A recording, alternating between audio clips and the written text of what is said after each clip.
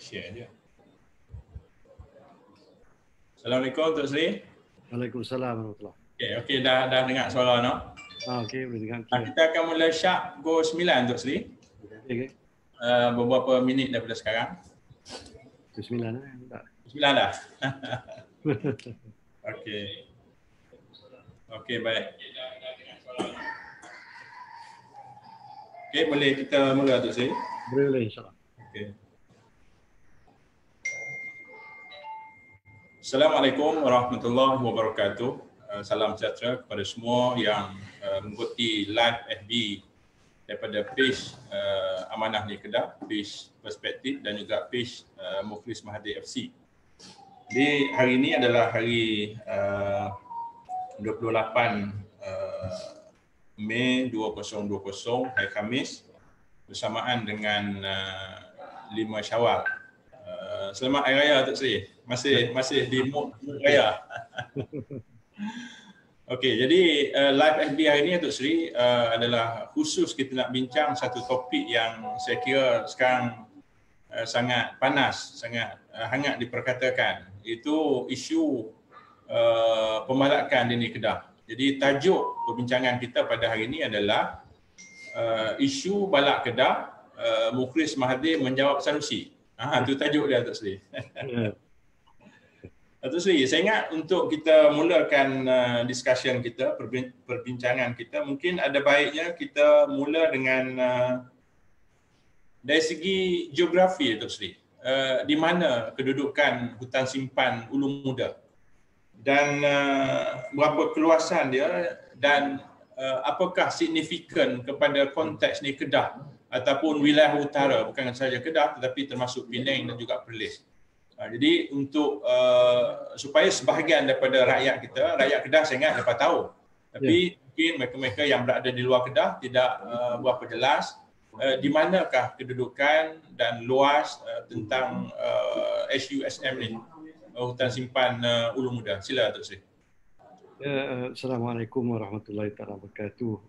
Dan saya ucap terima kasihlah kepada Datuk Ismail kerana telah mengatok untuk kita bincang sikit mengenai satu topik yang saya ingat agak hangat sejak kemarin kot. Jadi seperti mana yang kita maklum, ada satu kenyataan yang telah dibuat oleh Yang Berhormat Menteri Besar Kedah baru-baru ini yang menyatakan secara secara umumnya bahawa atas sebab keputusan Kerajaan Pakatan Harapan sebelum ni untuk menghentikan aktiviti pembalakan di khususnya hutan simpan Ulu Muda, maka kerajaan negeri terdedah kepada tuntutan pampasan dan dikatakan bahawa tuntutan pampasan ini berjumlah 1 bilion ringgit. Itu pagi kemarin ada hari Selasa, minta maaf. Jadi hari Selasa tu petang tu kita dengar berita ni. Lepas tu masuk pula hari Rabu lepas mesyuarat Exco, dalam satu sidang media, angka tu meningkat pula menjadi 1.5 bilion ringgit. Jadi tambahan 500 juta ringgit dalam tempoh 24 jam. Jadi yang ini sangat mengejutkan. Saya sendiri telah mengeluarkan satu pernyataan menafikanlah dakwaan Menteri Besar bahawa kononnya kerajaan negeri terpaksa melakukan sesuatu lah untuk mengelak daripada tuntutan pampasan yang berjumlah satu angka yang begitu luar biasa lah. Jadi secara umumnya kita tahu bahawa hutan simpan Ulu Muda ni antara hutan simpan hutan dara kata, yang tak disentuh. Banyak lagi kawasan-kawasan mempunyai pokok-pokok yang bernilai tinggi. Bagi pembalak ni memang dia mungkin terliok lah kalau dia tengok pokok di hutan simpan Ulu Muda ni. Jadi kawasannya seluas 123,000 855 ekar. Ya. Satu kawasan yang begitu luas sekali. Ini barulah kawasan tadahan ayak di hutan simpan Ulu Muda itu. Kita kena tahu yang di dalam hutan simpan ni ada pula empangan, ada tasik dan juga empangan Ulu Muda. Dari situlah kita sebenarnya mendapat sumber air mentah, air bersih, disalurkan pula kepada sebahagiannya kepada empangan Pedu. Ya. Jadi dan sebahagiannya pula untuk memberi bekalan air yang mencukupi kepada 3 keperluan, iaitu untuk domestik, iaitu keperluan kita seharian, kemudian keperluan pertanian, ya, untuk sawah-sawah bendang kita, dan yang ketiganya untuk industri.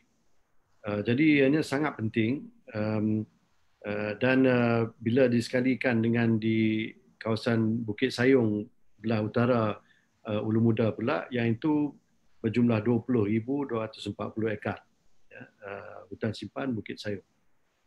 Jadi ianya satu kawasan yang sangat bernilai, ya, bukan hanya dari segi nilai mata wang, nilai wang, duit ringgit, ya, tetapi nilai dari segi flora dan fauna, dari segi keindahan alam sekitar, ya, dari segi biodiversity. Ini sangat penting.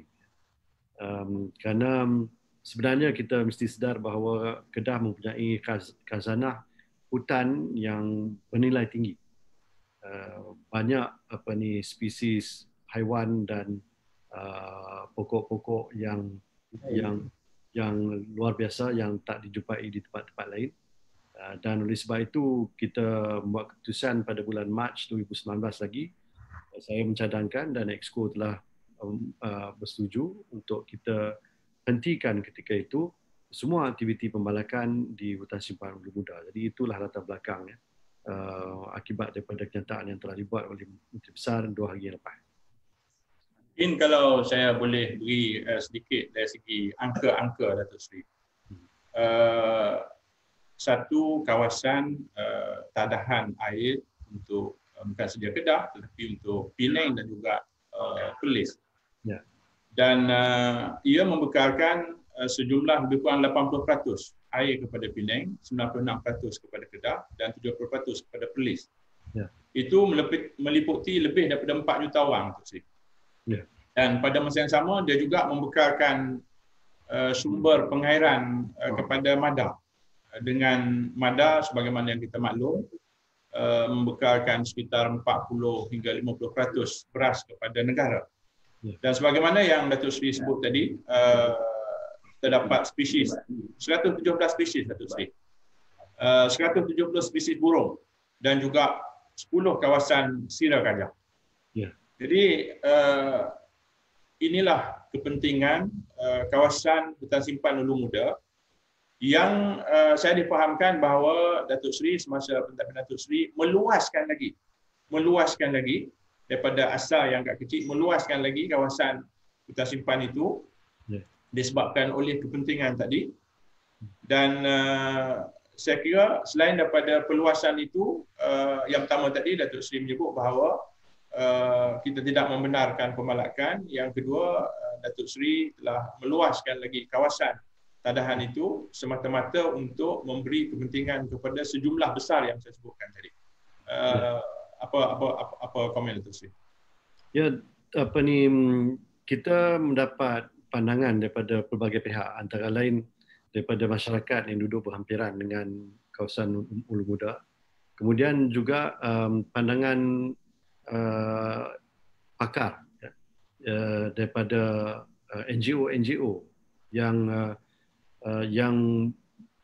mengetahui secara mendalam sebenarnya apa khazanah yang kita ada di Ulu Muda itu.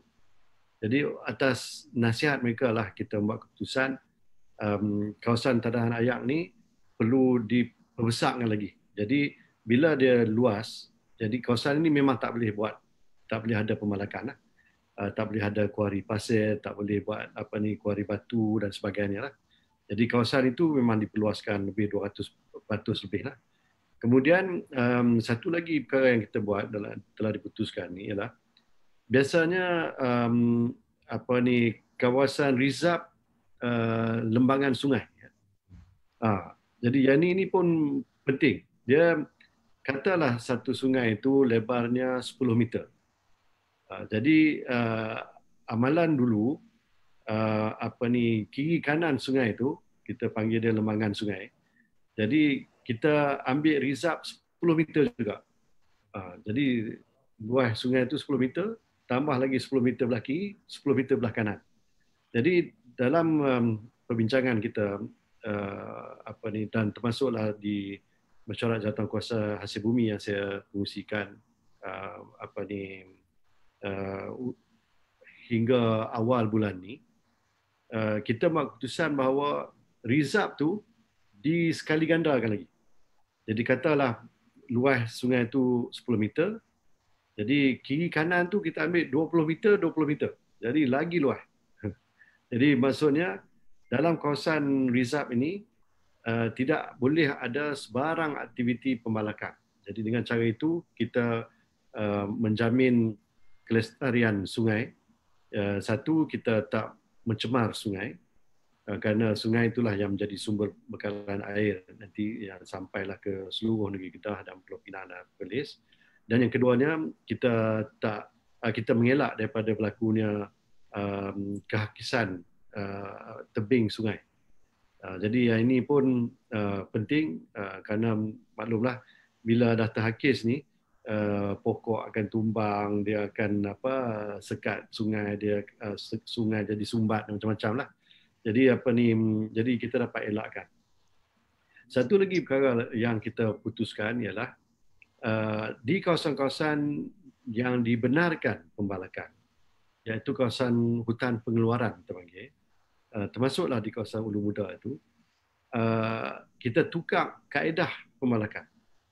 Dulu ni kaedahnya ialah untuk masuk ni yang awal-awal sekali dicam, dia guna istilah mengecam, bukan mengecam yang nak maki habu tu tak, tapi nak mengecam satu kawasan tu, dia cam satu kawasan, dia kenal pastilah satu kawasan tu.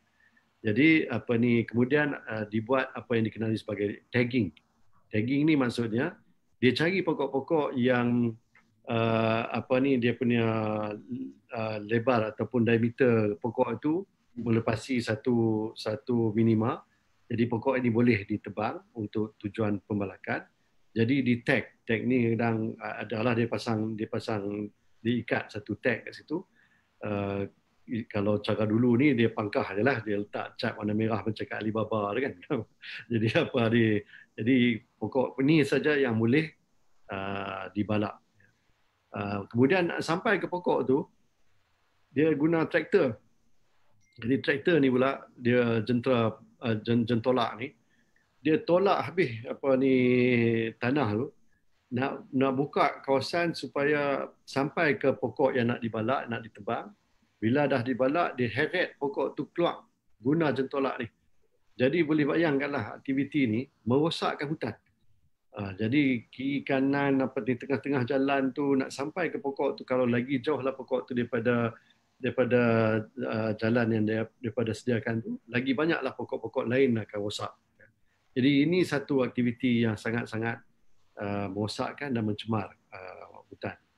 Jadi kita telah memutuskan bahawa selepas ini hanya satu cara, satu kaedah saja yang kita galakkan, yang kita benarkan, iaitu apa yang kita kenali sebagai log fissure.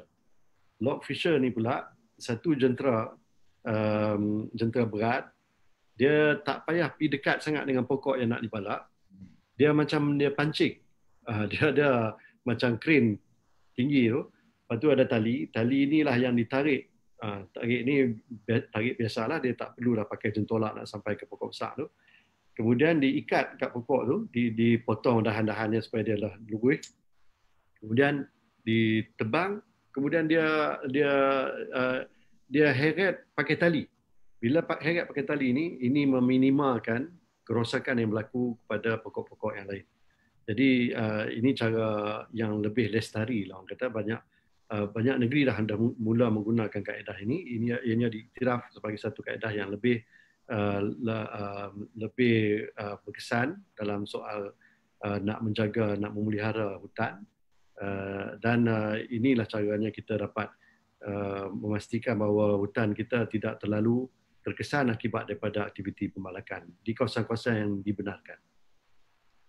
Jadi saya kira apa yang Datuk Seri buat adalah untuk memastikan bahawa kawasan tadahan ini tidak dikacau ganggu, bermula daripada dengan tidak membenarkan kawasan yang tidak boleh dibalak, tidak dibenarkan, menambah keluasan kawasan hutan simpan dan juga menambah reserve lembangan sungai. Dan kawasan yang boleh balak pun teknik tertentu untuk memastikan bahawa kawasan yang batang-batang balak yang telah di-tag tadi dibalak secara tidak merosakkan di sekitarnya untuk memastikan bahawa keseluruhan lembangan itu kita jaga semua-semua. Ya. Dalam tak sampai 10 hari ini, Yang Amat Berhormat Menteri Besar Yang Baru, seolah-olah tak ada idea lain, seolah-olahnya sebegitu. Itu yang dia nampak. Apa yang Datuk Seri sebut tadi jelas kepada kita. Saya ingat orang yang rasional, Datuk Seri, tidak akan sanggup mengganggu untuk sebab kesannya pada 4 juta lebih tadi. Kesannya pada madang, kesannya pada flora dan fauna. Jadi kalau kita masih ingat, Datuk Seri, semasa isu Gunung Pulai. Kepentingan Gunung Pulai dari segi alam sekitar berbanding dengan hutan Ulu Muda ini sudah tentu, saya ingat dalam 1% pun tak sampai. Sebab penduduknya sekitar berapa buah kampung sahaja, berapa buah rumah sahaja. Itu pun riuh rendah pada masa itu. Untuk memastikan bahawa, dan akhirnya bukan sebab apa pun, memang dasar kita yang tidak ingin mengganggu gugat kelestarian alam sekitar, akhirnya kita membuat keputusan untuk membatalkan kuari batu kapur di Gunung Pulai. Jadi kalau nak banding dua tu, kita nampak sangat yang Gunung Pulai tu riuh rendah hari tu lah, kan, riuh rendah hari tu, dan hari ni depa sudi sepi, Datuk Seri. Dan pada masa yang sama, untuk justify depa nak melihat semula untuk nak pembalakan ni, untuk nak justify tu main dengan tuntutan tadi. Tuntutan 1 bilion, lepas tu 1.5 bilion.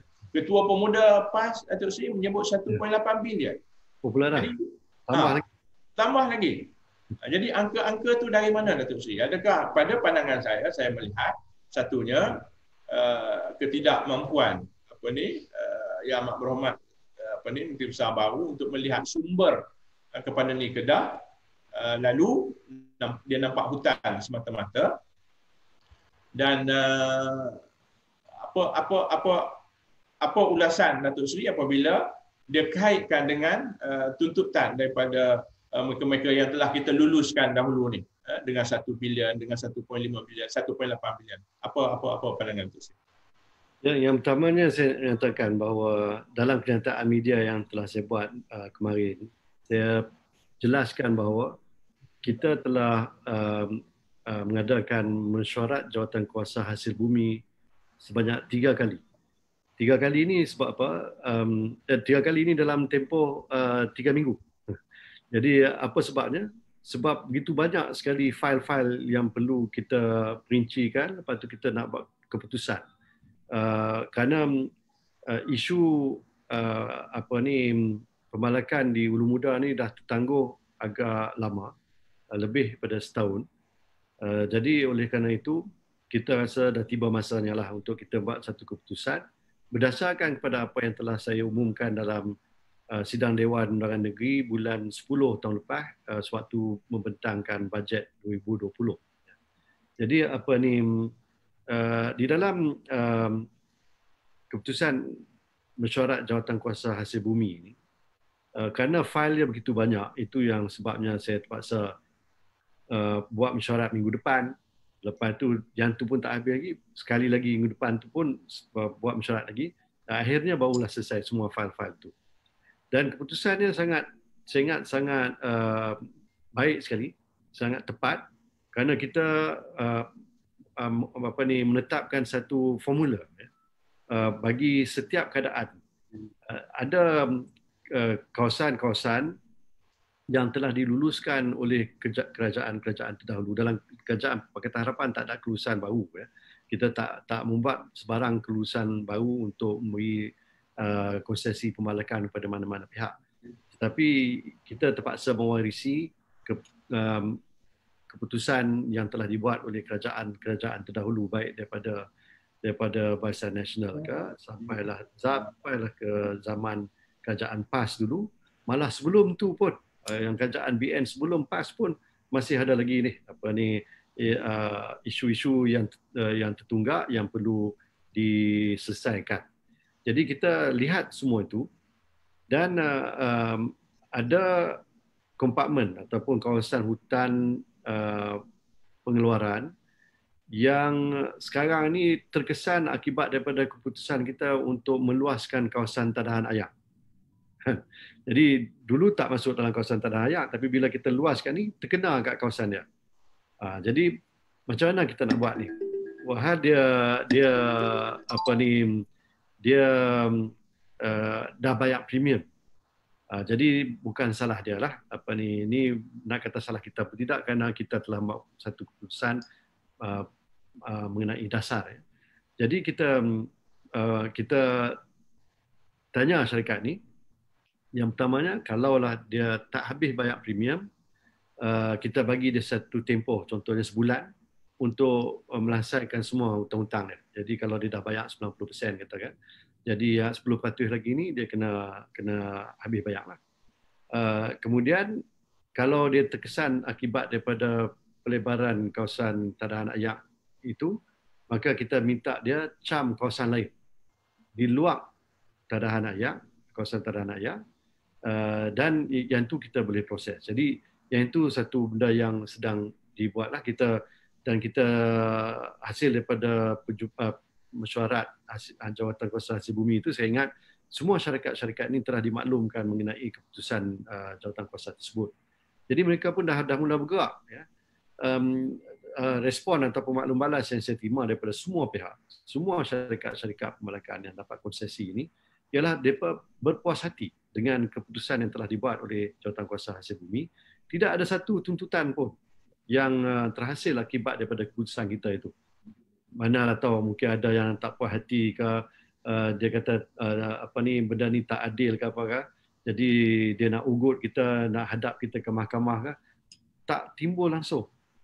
Jadi bila tak timbul ni, maksudnya dia terima baik keputusan kita itu, kerana keputusan itu membantu dia selesai masalah dia. Bab kita pun kita tak terpaksa nak kena pulangkan balik duit, kecuali kalau dia sendiri tak mau buat dah. Katalah dia hanya bayar 10% premium, dia tak bayar habis. Kita akan tanya dia nak habis bayar ataupun tidak. Kalau dia kata tak mau, tak tahulah, mungkin masalah COVID ke, ekonomi agak lembab ke, mungkin dia kata tak jadi buatlah, kerajaan ambil baliklah tanah ni.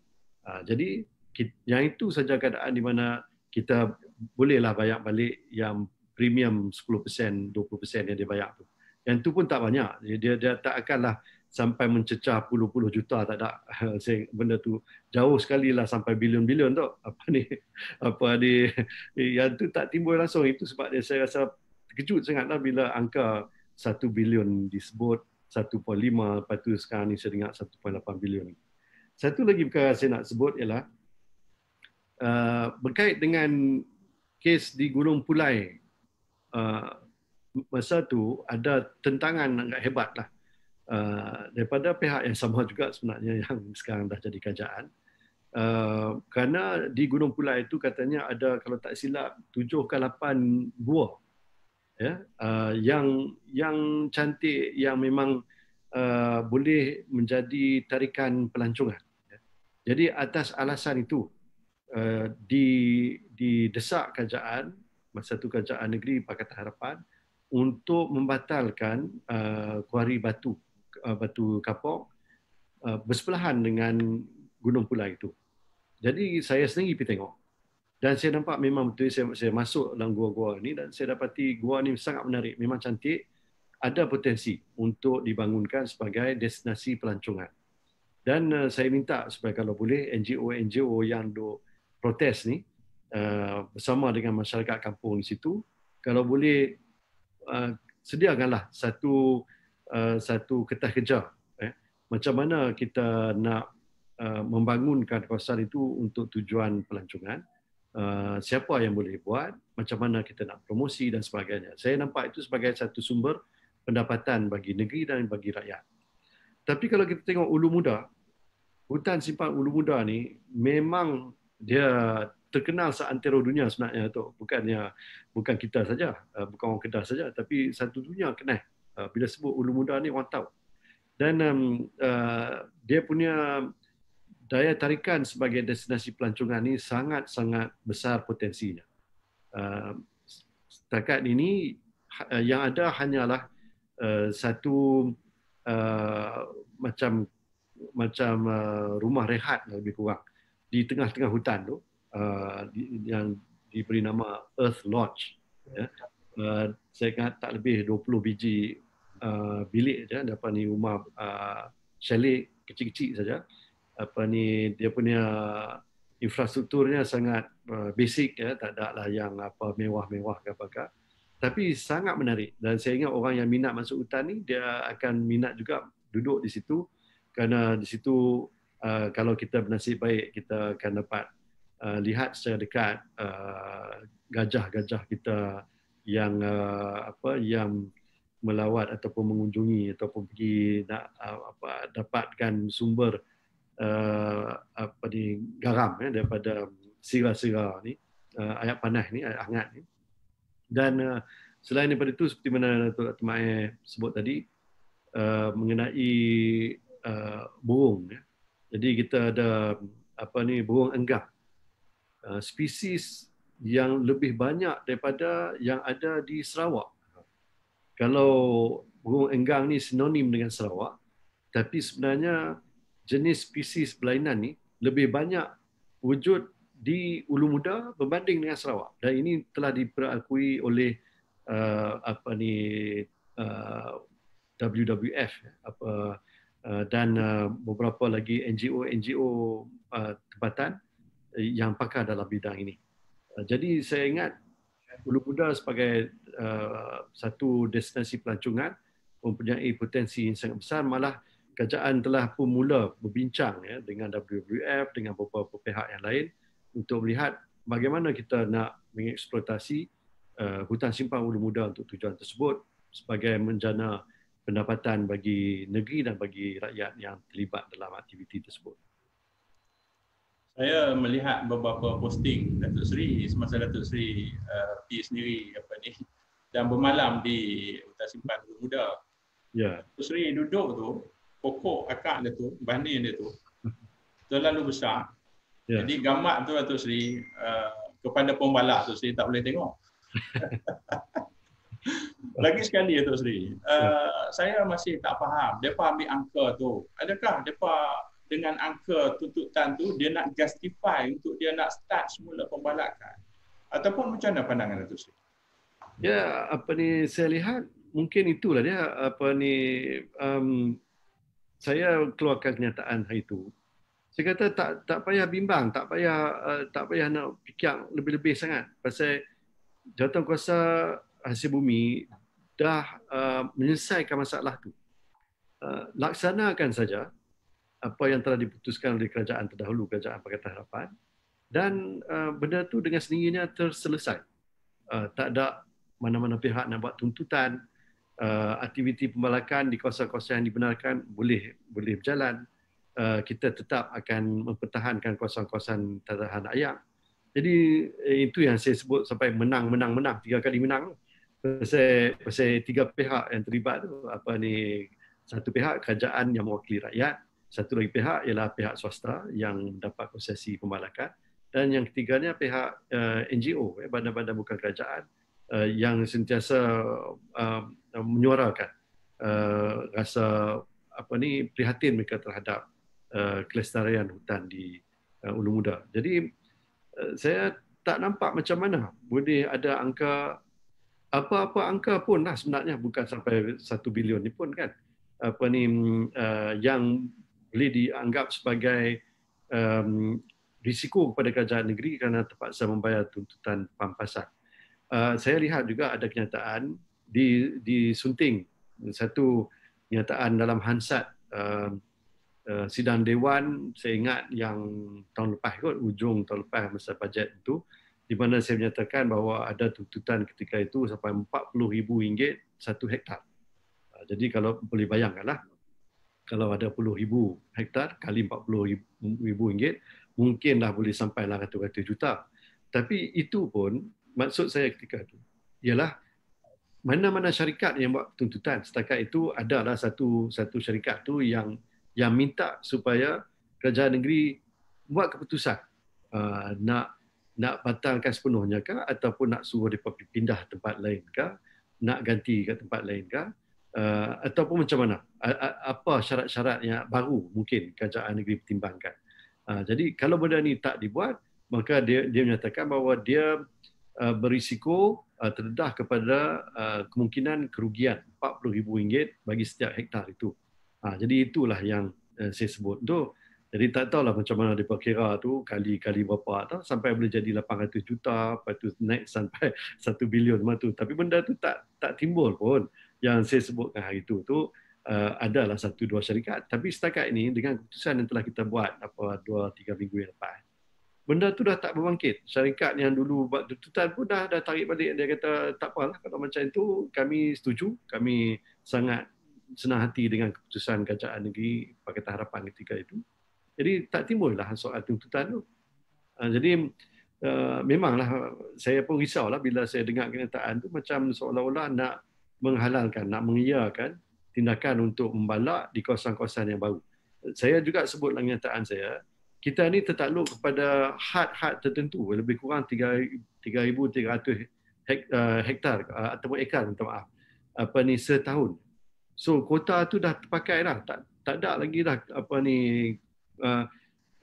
amalan terdahulu daripada kerajaan dulu lagi lah, sebelum PH lagi, ialah dia mengeluarkan kuota ni bukan untuk tahun tu saja, tapi tahun depan, 2 tahun selepas ni, 3 tahun selepas ni. Saya ingat 8 hingga 10 tahun ke depan pun kita dah habis kuota. Kita dah tak boleh dah meluluskan lesen ataupun konsesi baru kepada mana-mana pihak. Yang kita dah buat sekarang ni ialah nak perhabis apa yang dah kita keluarkan sebelum ni. Sampai tu yang Menteri Besar kata ada hak 5 tahun, ada hak 8 tahun, 10 tahun dulu punya pun tak buat lagi. Yang tu yang kita nak perhabis. Jadi tak bolehlah timbul keadaan di mana nak bagi konsesi baru. Yang itu kalau berlaku, ini terang-terang melanggar peraturan yang telah ditetapkan oleh kerajaan pusat, dan kerajaan negeri memang akur kepada keputusan itu. Sri, saya ada terbaca dalam paper dalam negeri lah, menulis bahawa pressure ataupun tekanan daripada pembalap-pembalap untuk membenarkan mereka membalap semula di kawasan-kawasan yang kita maksudkan tadi. Jadi pressure inilah yang akhirnya mempengaruhi, dalam paper tu tulislah, saya pun tak tahu, dengan bahasa kautim. Dia kata Taukid ni dah kautim dengan Yang Berhormat Menteri Besar sekarang ni untuk memastikan bahawa pembalap akan dibenarkan semula. Jadi adakah dengan kautim ini mengeluarkan angka-angka tuntutan tadi untuk lagi sekali justify membenarkan pembalakan tadi? Pandangan tu sih. Ya, sebenarnya kita sentiasa berbincang dengan syarikat-syarikat konsesi balap, termasuklah dengan Persatuan Pembalap-Pembalap Kedah. Mereka ni ada daripada persatuan dia sendiri. Semua syarikat-syarikat itu sebenarnya ahli dalam persatuan tersebut. Jadi senanglah bila kita berunding dengan persatuan. Jadi dia mewakili semua pihak. Jadi adil lah itu, kan? Tak ada lah yang hak ni dapat lebih, hak ni kena bayar kurang, bayar lebih, semua tu tak timbul lah. Jadi kita ada formula, semua patuh dengan formula itu, jadi senang. Jadi sekali lagi saya katakan bahawa semua pihak setuju dengan keputusan yang telah kita buat.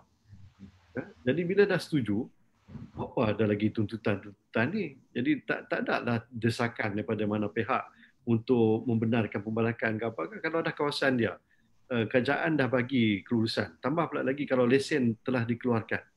Kalau lesen dah dikeluarkan, memang kita tak boleh halang dia.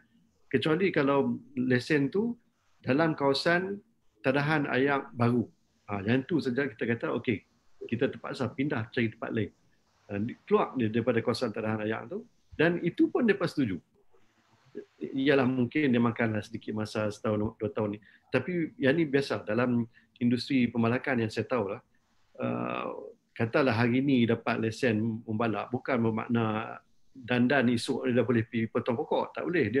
Dia makan masa lagi. Dia nak kena sedia infrastruktur. Dia tambahlah kalau sebelum tu lagi nak kena cam kawasan, nak pergi tagging pokok, semua tu makan masa. Dia kadang-kadang bertahun-tahun. Jadi janganlah ada pemikiran bahawa hari ni keluar lesen, esok dah boleh tebang pokok. Itu tak wujud. Jadi apa ni? Jadi saya tak nampaklah apa yang dimaksudkan sebagai desakan ataupun ancaman ke daripada mana-mana pihak terhadap kerajaan negeri untuk memaksa kerajaan negeri mungkin nak buka lagi kawasan lain ke ataupun nak mengeluarkan lagi konsesi. Kerana kita sebenarnya dah melebihi kuota yang telah ditetapkan. Jadi dia tak boleh buat dah. Setakat ni Datuk Seri, saya tak nampak ada kenyataan sokongan daripada mana-mana pihak pun. Even di kalangan Esko sendiri pun, kan, terutamanya Esko Alam Sekitar, Esko Pertanian, mereka senyap. Jadi setakat ni nampak seolah-olah idea ini adalah idea yang Maklumat Menteri Besar sekarang. Kecuali ada beberapa statement daripada lagi sekali yang saya sebut tadi ni, Ketua Pemuda PAS Negeri contohnya. Dia sebut khusus dalam posting dia Datuk Seri, dia sebut Datuk Seri Mukris Mahathir meninggalkan beban 1.5 bilion kepada kerajaan negeri pada hari ini. Jadi apabila menyebut khusus nama Datuk Seri, saya rasa lah kalau Datuk Seri nak buat report polis, nak saman pun saya rasa boleh Datuk Seri. Jadi lagi sekali menggunakan angka-angka tadi untuk menyokong satu-satunya statement yang saya lihat menyokong kehendak Menteri Besar untuk nak membuka semula kawasan pembalakan tu. Yang lain-lain saya tidak nampak ada sokongan sama ada dari segi Esko, dari segi orang ramai pun saya rasa setakat ni saya tidak nampak ada apa-apa sokongan. Pandangan tu Sri. Ya, bermakna betul Dr. Ismail sendiri pun bekas Exco zaman saya dulu. Kan kita sama-sama dalam kerajaan selama berapa 18 bulan kalau lebih kurang. Exco yang ada hari ni dalam Kerajaan Perikatan Nasional ni pun 3 orang pun dalam kerajaan yang sama ni. Mereka pun terlibat sama dalam keputusan telah kita buat dalam kerajaan terdahulu. Malah dalam sidang Dewan Undangan Negeri ada nyataan komen-komen yang telah dibuat oleh waktu itu yang berhormat daripada pembangkang, yang menyatakan tak bolehkah Menteri Besar, maksud itu saya lah masa tu, Menteri Besar yang mempunyai hubungan kekeluargaan dengan Perdana Menteri, mintalah sikit duit daripada Perdana Menteri itu untuk negeri Kedah. Dan saya sebenarnya walaupun cara mereka bercakap tu memanglah saja nak pelekeh kita lah mungkin kan, tapi saya terima baiklah juga teguran tu. Jadi saya cubalah juga tulis surat kepada Perdana Menteri, tulis surat kepada Menteri Kewangan ketika itu yang dikatakan DAP tu. Jadi tulis surat, terangkan kedudukan negeri Kedah. Ialah kita ni pendapatan kita kurang, hasil pun terhad. Lepas tu kita terbeban dengan jaminan bekalan makanan. Lepas tu kita nak kena jaga pula kawasan tadahan ayak kita untuk membekal ayak kepada 3 negeri. Semua ni bebanan. Jadi kita tulis surat. Apa yang berlaku? Datuk Mahathir pun tahu. Kerajaan pusat, Kementerian Kewangan, Kementerian Kewangan di bawah DAP, membuat cadangan kepada Perdana Menteri, kenalah bagi duit sikit pada Kedah. Bagi dalam bentuk grant, one-off grant. Berapa? Bukan duit kecil sangat. 200 juta ringgit. Negeri Kelantan pun dapat 400 juta hak beli Mercedes-Benz semua itulah apa dia daripada duit itulah. Kedah dapat setengah daripada apa yang Kelantan dapat, 200 juta, tapi pada juga lah 200 juta ni apa ni tu pasal kita mana biasa tengok apa ni duit macam tu masuk dalam akaun kerajaan negeri ni. Jadi 200 juta ringgit sudah ada dalam akaun kerajaan negeri Kedah yang telah diambil alih oleh Perikatan Nasional iaitu Kerajaan PAS pada hari ini. Jadi nak kata kerajaan Kedah ni tak ada duit ni tak betul lah. Kan apa ada kami pun tak ada nak belanja. Pasal duit tu masuk 25 hari bulan Disember 2019.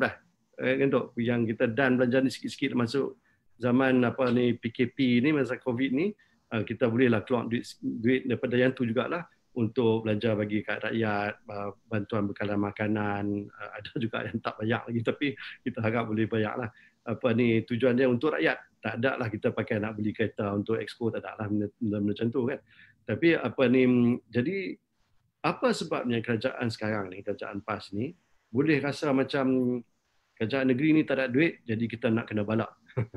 Padahal legasi yang kita tinggalkan, legasi kerajaan Pakatan Harapan dan juga legasi Tun Mahathir sebagai Perdana Menteri, legasi juga apa ni yang Berhormat Lim Guan Eng masa tu Menteri Kewangan daripada DAP yang dikatakan DAP ni memang perosak lah sebagainya.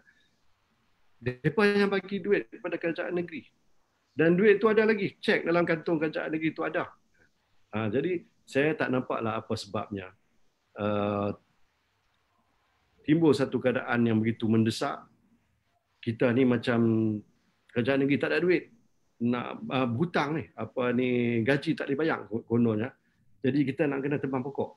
Yang tu saya ingat satu helah dan bila dikaitkan dengan nama saya kononnya berhutang 1.5 bilion ni, itu satu fitnah yang kita sama sekali tak boleh terima lah. Jadi apa ni janganlah buat nyataan-nyataan yang tak langsung berasas itu apa ni kerana apa semua kita baru saja 10 hari yang lepas kami kerajaan. Jadi kami tak ada lagi lupa angka-angka yang ada ni. Masih duk ingat lagi. Mesyuarat Exco pun sampai ke akhir ni kita masih lagi duk mesyuarat. Jadi kita tahu. Jadi jangan kata kami tak tahu. Jadi kami ingat lagi, kami tahu. Jadi kalau angka tu tak pernah timbul zaman kami 10 hari lepas, macam mana boleh timbul sekarang ni dalam tempoh 10 hari tu? Saya melihat kepada laporan-laporan Datuk Seri. Satunya laporan media dan netizen di Facebook, di media baru. Ramai yang tidak bersetuju dengan pandangan Yang Berhormat Menteri Besar sekarang. Menteri Besar sekarang. Jadi apabila media melaporkan, laporan media itu pada saya adil dan tidak ada apa-apa fitnah. Ya. Tapi apabila laporan ini tidak memberi sesuatu yang positif kepada Menteri Besar yang ada sekarang, lalu dia mula menyalahkan rakan-rakan netizen, rakan-rakan yang berada di alam maya. Jadi itu yang dia buat sekarang. Saya nampak tu. Ya.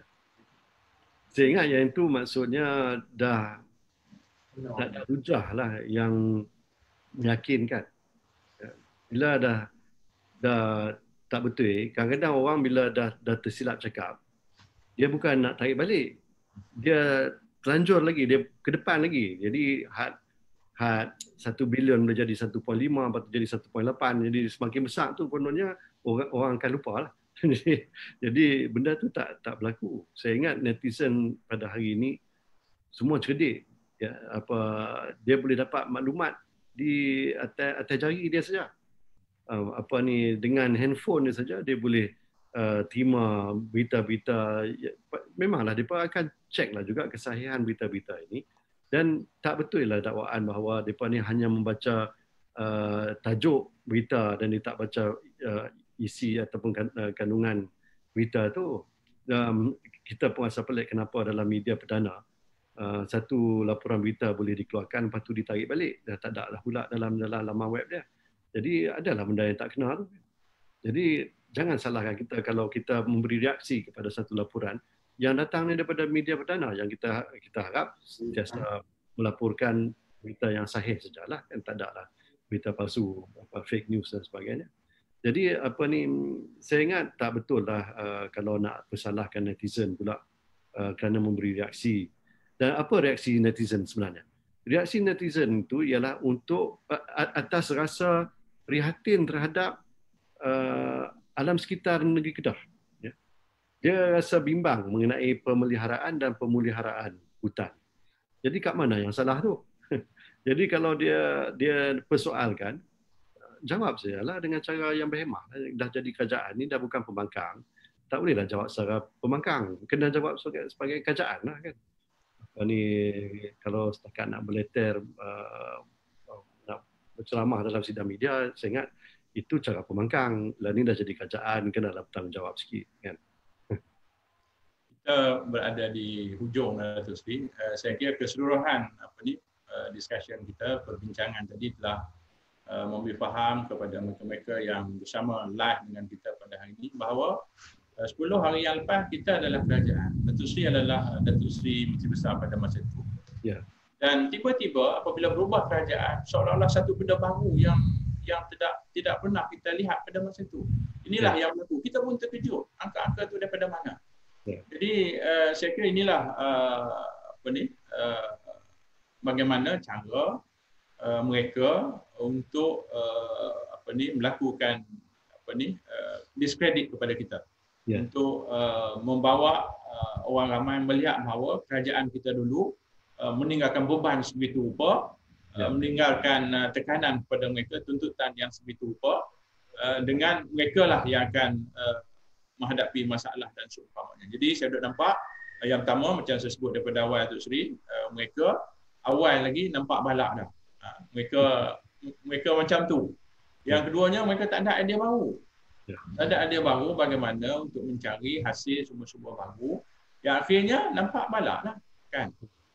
Jadi saya rasa itu sahaja yang menyebabkan akhirnya mereka menggunakan tuntutan tadi untuk lagi sekali justify, mungkin dia pakai muka sungguh tu Sri.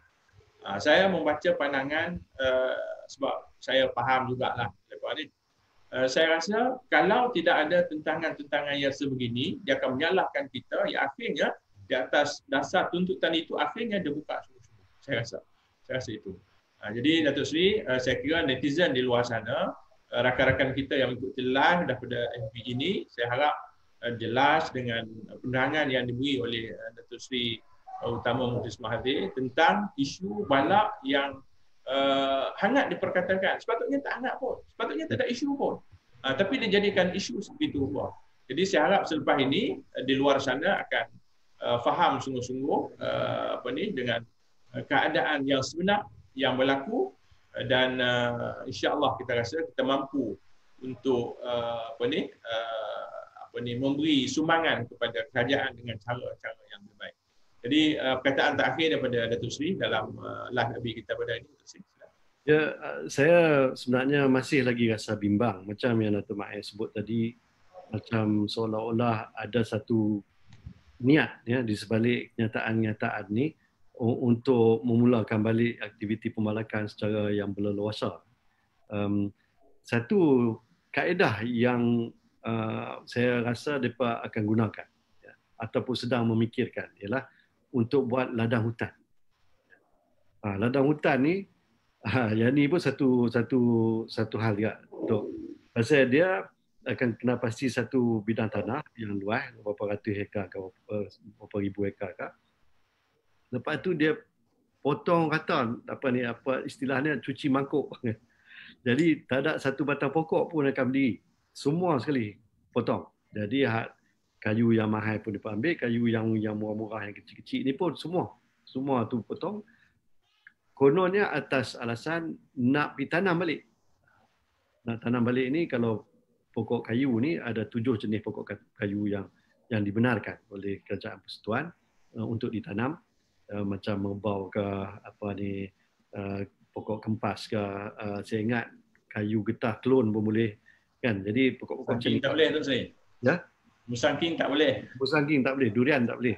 Itu kan ada kontroversi sebelum ni kan.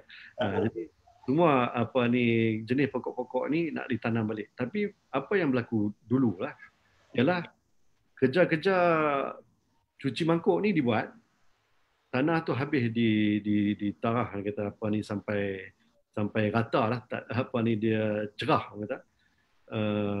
Kemudian aktiviti penanaman semula tu tak dibuat.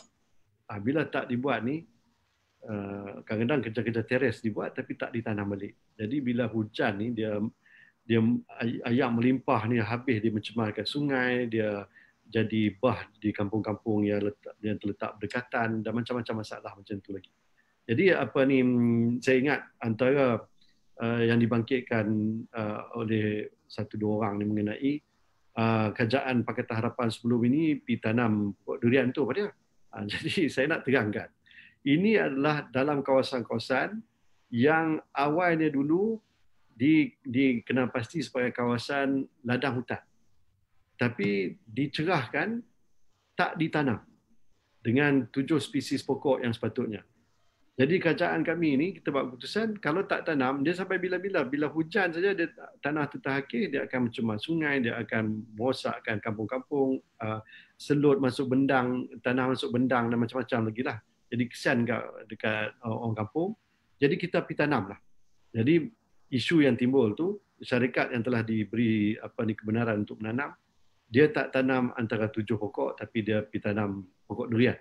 Dan pokok durian ini tentulah ada hasil sebab ekspor durian ke China tu memang meningkat.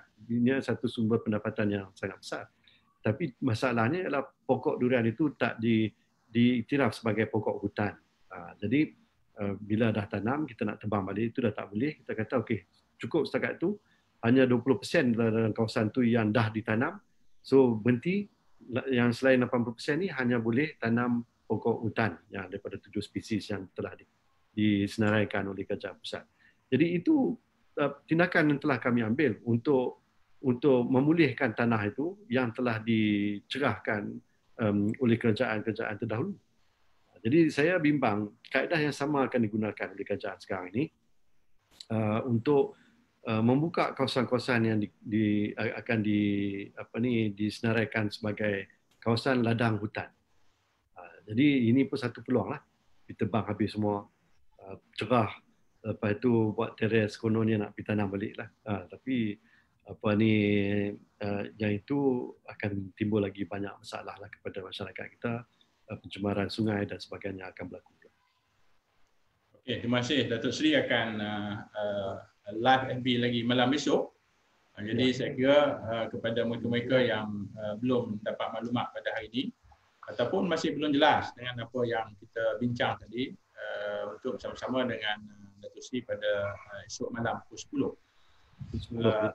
Ya, jadi saya ucap terima kasih banyak-banyak kepada Datuk Seri bersama dengan kita. Semoga usaha berterusan kita memberi faham kepada masyarakat untuk memastikan bahawa akhirnya masyarakat mendapat pendidikan yang betul, mendapat maklumat yang betul, kerana dengan maklumat dan pendidikan betul itu mampu untuk mereka membuat keputusan yang tepat dan betul. Saya ucap terima kasih Datuk Seri. InsyaAllah kita jumpa lagi Datuk Seri. Sekian, wabillahi taufiq wal hidayah. Assalamualaikum warahmatullahi wabarakatuh. Waalaikumsalam warahmatullahi wabarakatuh.